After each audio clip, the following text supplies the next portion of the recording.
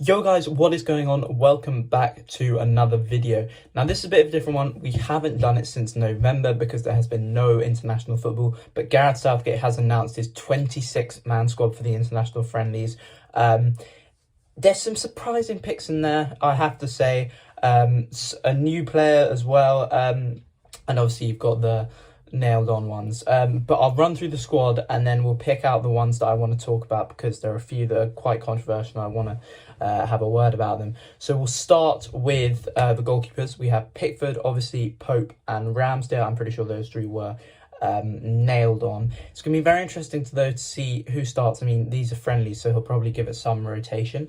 I think Pickford's time as number one is done. He's had by far the worst season compared to Pope and Ramsdale. Be interesting to see now who becomes number one between Pope and Ramsdale.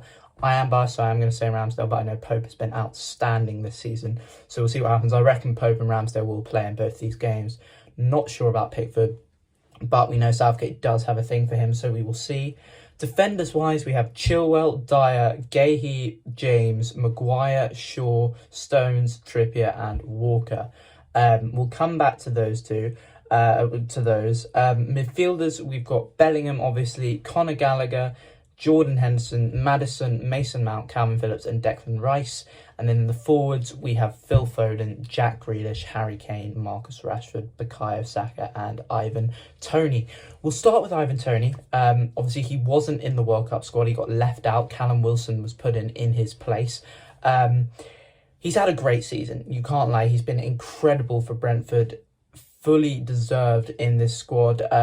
He was hard done by not to go to the World Cup. Obviously, he had betting allegations come out at the time. Now he's been charged. So I am quite surprised to see him in the squad. But if you're going off form, he 100% deserves to be in it. Will he play? I'm not sure. Obviously, Gareth Southgate, again, loves to play with Harry Kane. But we will see what happens. But Toney, with the season he's had for Brentford, propelled them to where they are in the league, chasing European football.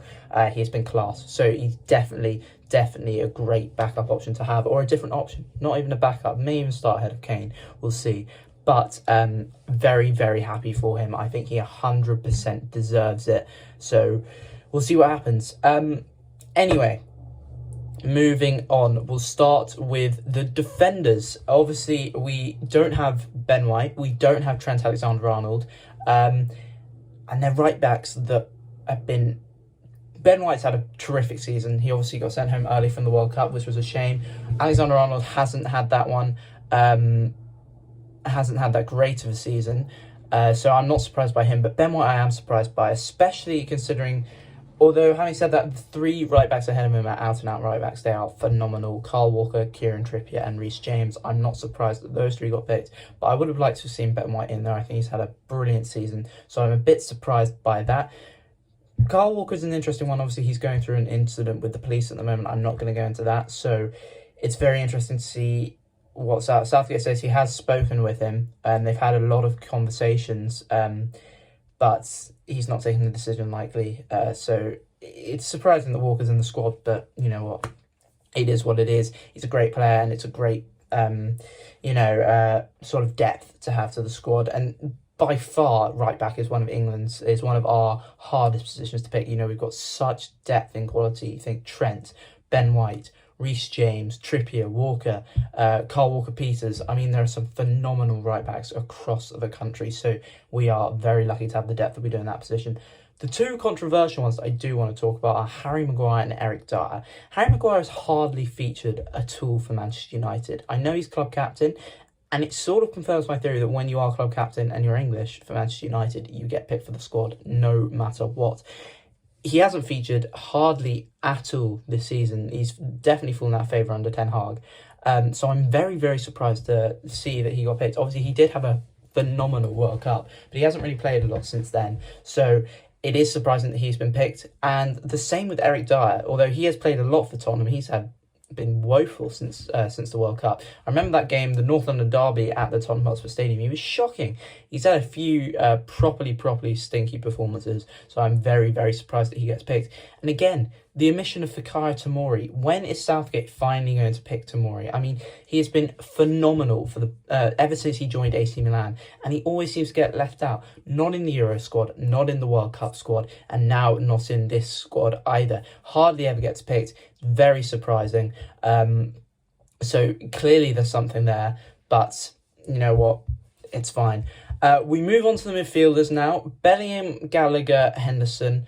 Bellingham obviously was a Stonewall pick, obviously going to get picked. The same with Maddison. I think Maddison's had a terrific season for Leicester. Although they haven't been doing the best, he has been one shining star. Mount, again with Chelsea, obviously going to get picked. Phillips, again, he hasn't had much game time with Manchester City at all this season. But again, Stonewall pick in my opinion, and the same with Declan Rice. Conor Gallagher is surprising. He's obviously made a lot of appearances off the bench for Chelsea, but I feel like he's played really well ever since Graham Potter's come in. So him getting in there, I think it's deserved, but again, it's a bit surprising. And Henderson, again, it's probably just for that experience. We know Southgate likes to ram the squad with experience. He probably won't play, but it's good to see him in there.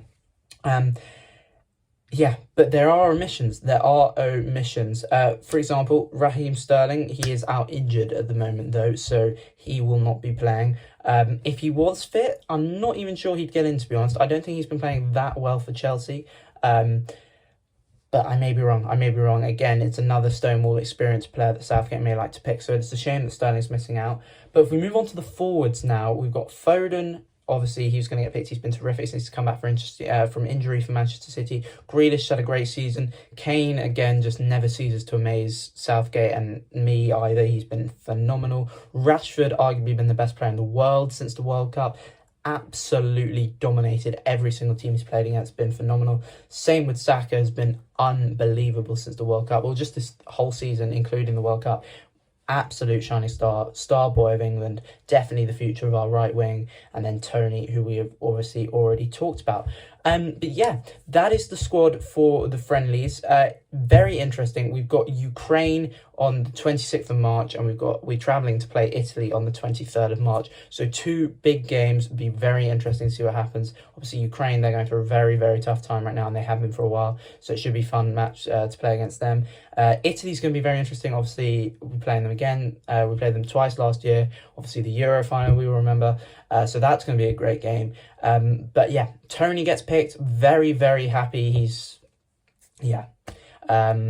We'll see what happens. But this has been my England squad reaction, guys. Thank you very much for watching, and I will see you at some point in the future, probably next week or so. I don't know. See you guys.